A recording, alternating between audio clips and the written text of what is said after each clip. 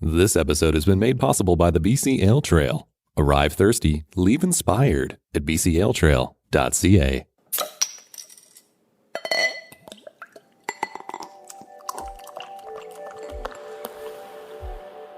When you can move back to your community, the best thing you can do is open a brewery, right?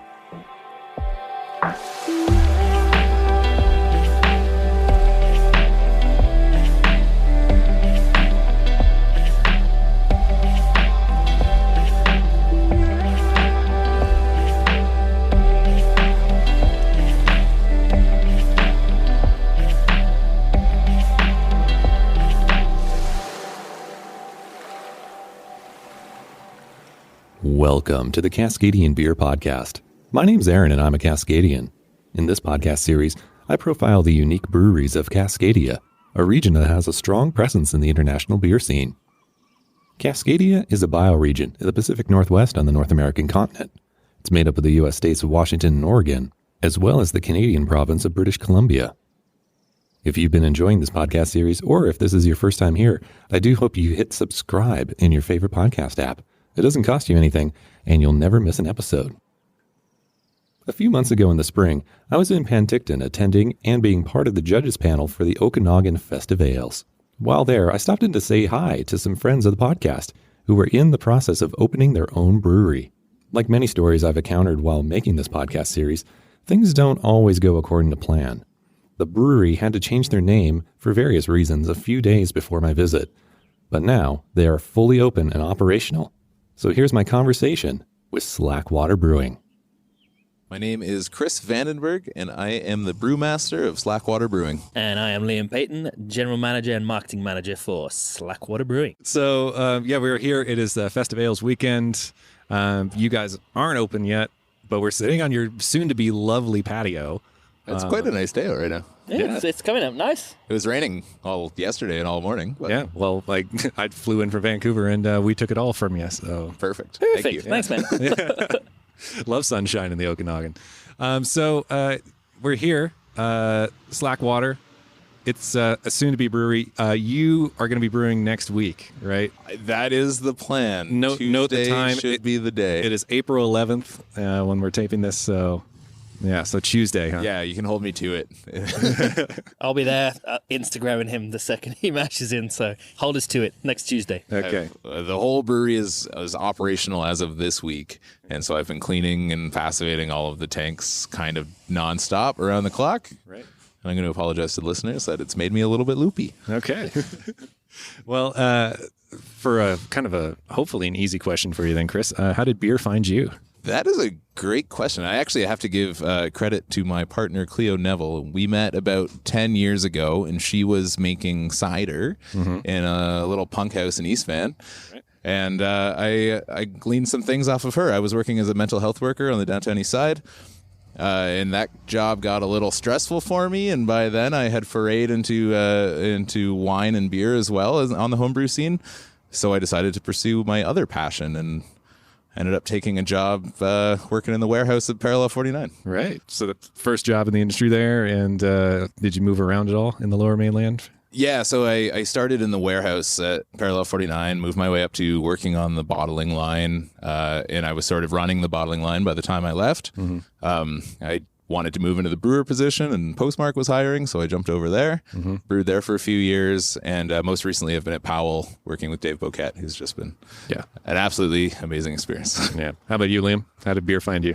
I was definitely pouring pints a few years earlier than I should have been in the UK. Back in little country pubs when I was 16. It's a big love for old cask ales. I used to work in these awesome little quaint bars that only had just big, beautiful old brick cellars full of cask ales. It was awesome. Moved over here, kind of continued into bartending a little bit. Really just kind of got into BC's offerings rather than the big crap I was having as a little ski bum when I moved here. And then that kind of just, I don't know, spread a little bit. I had the opportunity to start the beer fest up in Whistler, and then that kind of got me tied in with the industry a bit, and then it's just kind of kept growing, and here we are, starting a brewery. And here we are in Penticton. So why Penticton?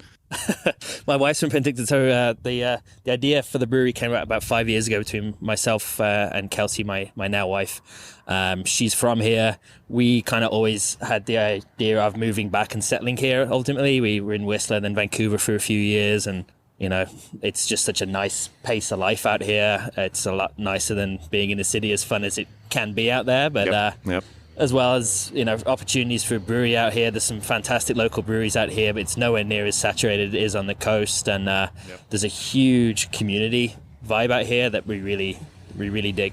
Yeah, because Penticton seems to really be growing in the beer scene. Heard this morning there's going to be 7. So there'll be 7 once neighborhood's up for sure. Yeah, absolutely. Yeah. And then just right up the road is Kelowna, which also seems to be blowing up. Yeah. Well, there's rumors there's another one coming on the Narromeda bench. There's a couple of cideries popping up now. It's pretty cool. Not to mention the vineyards that are already here. So it's funny when people ask, like, "Oh, is there not too many breweries already?" I was like, "There's about 140 wineries," and now right about that. I have to admit that I had never been to Penticton until I met Liam and Kelsey, which was about a year and a half ago. And they invited me out for a couple of weekend trips to come see what was happening. Mm-hmm. And I just fell in love with it right away. And I talked to Cleo, my partner, and we decided that it was the right move for us. And here we are. All right. So what is the marching orders then for Stillwater? What do you hope to achieve here? What are you Stillwater. Slackwater. Slackwater. See, you changed the name so quick on me. Yeah. Confuse lots of people, I'm sure. Yes. Yeah. All right.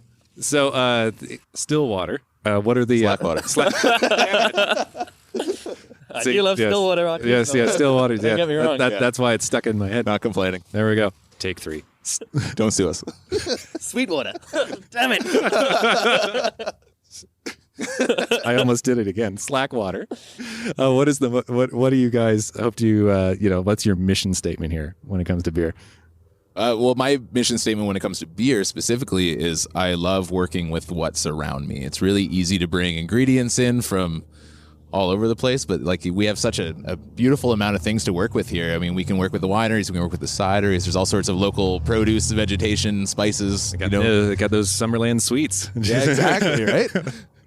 So I want to sort of keep things. I hope that the Okanagan sort of develops a terroir, which is sort of interesting. So we're going to be doing, every style under the sun over the next couple of years, but we want to focus on a lot of cool barrel things too. And, sours and saisons that are inspired by the local environment. So that's what I like to do in a beer. I like to work with what I have. And so being Mr. Marketer, what's the concept of the branding? What is that going to look like? We try to keep it like fun and vibrant and kind of organic, natural feel to it. We've tried to stay within our existing brand system and keep that kind of moving. That's why it was so hard to try and find a plan B name. Mm-hmm. The original was kind of inspired when I met my wife. I was extremely stressed with work. She kind of took me out back and taught me how to fly fish up in like sea to sky country, and that was awesome. That was my early memories of that relationship, is just going awesome places, fishing, drinking amazing beer. And we kind of wanted to draw that into the inspiration for what was Hatchery, what is now Slackwater Brewing. But yeah, just again, play off the waterways, the rivers, the lakes, all the kind of stuff that brought us together originally and what we like doing in our spare time, which is few and far between right now. Yeah, because you guys have been renovating this place since September, right? Yep. Me and Chris have seen some lots of fun stuff behind the walls. Lots of throwing sledgehammers around. All right, so we're at mid-April now. What's the hopeful target here? We are still like our contractors, our architects, us from marketing standpoints, lead time on materials, etc. We are looking pretty positive for the very end of May, start of June right now. Okay. So we already started gearing up hiring, and you're brewing next week. We're brewing next week. Yeah. Fingers crossed. Right. And so how many taps are you expected to have there behind the bar? And we're gonna have, I believe, 12 taps behind the bar. At least 8 of which will be our beers, and we will be bringing in cider and guest taps and things like that. So and we do have the luxury of a liquor primary license from the previous use of this venue as well. It used to be a nightclub, so we're working with a bunch of really cool local cideries and wineries, so we'll have a pretty decent wine list. We've got a pretty fantastic kitchen as well, but yeah, 12 taps. We want to keep at least 8 of those on ours, some nice rotators. I'm in conversation with Slackwater Brewing. We'll get back to them in a moment, but first, part of the reason why I started this podcast series was to explore my own backyard. British Columbia is a big place, and it can be a bit daunting trying to organize your own adventure. Luckily, though, the BC Ale Trail has made it easy for you to plan your next trip. At bcaletrail.ca, you'll find recommended itineraries to explore different regions of the province, including Penticton, and a comprehensive list of every craft brewery in BC. There's a calendar with beer events and a blog with lots of great stories. The regional ale trails include local breweries, pubs, and restaurants, along with outdoor activities and the supernatural landscapes that surround them. So, whether you're planning a weekend trip or being a tourist in your own backyard, let the BC Ale Trail guide you to your next beer adventure. Arrive thirsty, leave inspired at bcaletrail.ca. And thanks for supporting this podcast episode, guys. All right, let's jump back into conversation with Slackwater Brewing. And now, since we're in the construction phase, you haven't opened yet. Do you guys have a sustainability plan of like just for, just recycling and just taking care of resources? Yeah, absolutely. I mean, we have the general basic stuff. We, heat exchangers, repurposing water into the hot liquor tank, things like that. We did install a trade waste interceptor, and I think we might be the only... We're the only one in the Okanagan right now. Yeah, the only brewery in the Okanagan with the trade waste interceptor. So that's collecting all of our solid matter out of the water system so it can get separated out. We have a team set up in Karamios who has Kaleden, who have a beautiful organic farm, and they're going to be taking all of our grain for big compost pile and for feed for their animals, and in turn we'll be hopefully getting some vegetables and meat back from them. Tell them about the don't they heat their barn or something with the bioheat or something from the fermentation or something? I do believe that they're environmental engineers, and if they're listening, I hope I get this right, but they've developed some sort of system where they can harness the heat from the compost pile as it sort of rots, that then provides heat for all of their barns and greenhouses. Awesome. What are the beers that you're hoping to just come out with out of the gate? Well, I can tell you right now what we hope to do in the first week, which is our Tight Lines Lager, which is a traditional German-style Helles. Okay. Good that you're brewing it now so you can let it sit for a few weeks. Yeah, right? It won't be ready for open, but it will be in the tank when we open, just so everybody knows. We have our Angler's Tail Pale Ale, which is it's an Amarillo dry-hopped, pretty traditional Northwest-style pale ale. Mm-hmm. We are doing our Serenity Saison, which we had at Brewski, and we will have again at Fest of Ale, which is a French-style Saison made with organic chamomile and local honey. Oh. And we have our What the Fog, which is Northeast IPA, which this particular iteration of it is Galaxy and Citra. If anyone had it at Brewski, it was Eldorado and Citra. Okay. Well, I'm a sucker for Citra, so thank you. I'll let you in a little secret here. I put a little bit of Citra in pretty much everything. Okay. So that's the water, right? That's the water. That's the water. That goes into everything, right? So Citra, favorite hop. Do you have another favorite hop that you like using? Oh, that's a great question. If I had to pick one hop to use, I mean, there's so many different kinds of hops and different styles of beer you can make with different hops. Perlé is probably like my favorite hop because it can go in all of your lagers and all your dark beers, and it's got that great spicy tone to it. Mm-hmm. But if I was going to go for an IPA, I might, besides Citra, because Citra is absolutely number one, I might go with Amarillo. Okay. But that changes probably every 3 to 6 months. My mind changes on that one. Right.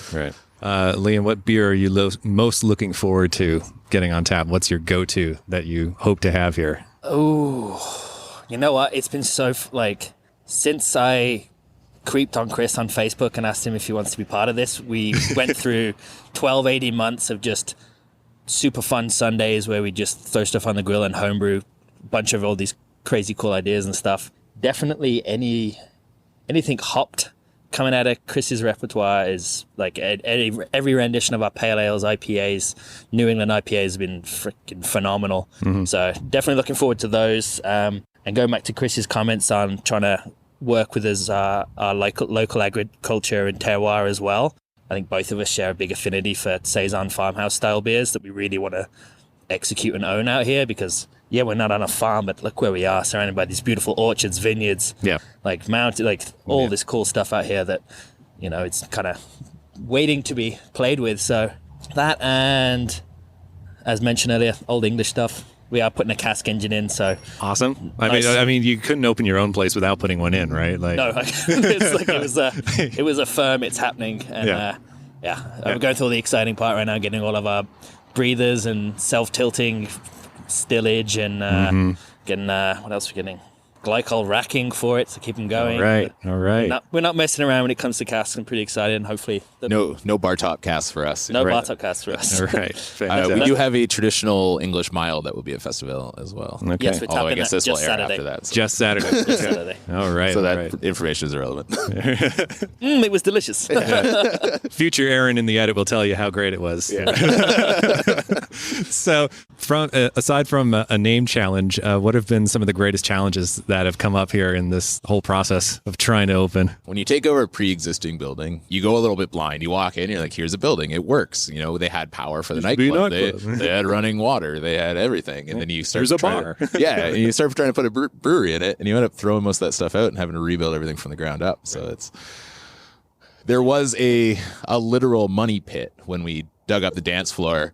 I'll call the nightclub a money pit. It had a money pit in the middle of the floor. When we took up the dance floor, we found a probably 3-foot hole that was 16 by At least 12 by 16 or something like that. It was more like the floor. It was probably like at least 400 square feet. I think it was the original dance floor, and they'd cut it into the concrete and then put like a triple framed fur dance floor on it for like acoustics and a bit of give when people are dancing. Right. And we just found that. And Not on any of the architectural plans from when the place was built. It took us a week to tear that up, and it was horrible work. It was built never to be removed, but we can't quite put tanks on like framed wood. per floor, right? Yeah. That was fun. But I mean, it's all the little things. There's so many licenses and so many permits, and Liam's been an absolute champ, basically doing all the legwork and all that stuff. To be honest, it's been the liquor branch in the city have been so unbelievably fantastic. That has been that. I know it's a nightmare for a lot of people. Mm-hmm. It's almost been scarily too straightforward on our behalf. But then again, I do have quite a lot of experience with liquor licenses and stuff, so it's a little easier, I guess. But yeah, I was expecting the worst on that, and it turned out the absolute best the whole way through. At the end of the day, you need to fill out the form. So you don't get a choice. Yeah. So you better make friends. All right. So apart from past work experience, who else in the province kind of inspires you guys to kind of get this brewery up and running in terms of the styles of beer you want to do? My biggest inspiration in BC beer that I haven't worked for, it would be Ian Hill from Strange Fellows. Every beer that comes out of that place is outstanding. Yeah. How about you? Oh, God. I don't know. I'm slightly biased. Before I left Vancouver, I lived behind Main Street in Brassneck and spent 8 nights a week at Brassneck. And I know I love all the beers that those guys make. And I guess Nigel being a Brit too, there's quite a bit of British inspiration in some of those beers as well. So, definitely a big Brassneck fan. Yeah. All right, cool. And if somebody was wanting to go down the path of opening up a brewery themselves, what advice could you give them? Don't do it. Run. I'll tell them to absolutely do it, but do it. I don't know how to word this. I would just do your research. Plot out everything and plan for the worst on everything, and whatever you think it's going to cost, add 10% to it. Add 50%, and then when you get to that, add another 50%. Also, I would highly recommend that if you have the ability to buy a vacant lot, it's probably cheaper to just put up a brand new building. Right. Yeah. As well, ask. Like, we would be in a completely different scenario if the amazing people at I won't even start listing them off because it's such a big list, but brewers and owners that have been through this, they're more than happy to just help and answer the phone or answer an email. And the information and assistance and support we got was unreal. Yeah. Trying to tell our shareholders how collaborative it is with people helping each other. They didn't believe it until they're in it now, and they're like, holy crap, this is a freak of an industry. Like, why does the competitor want to help you out so much? Like, it's why we're here.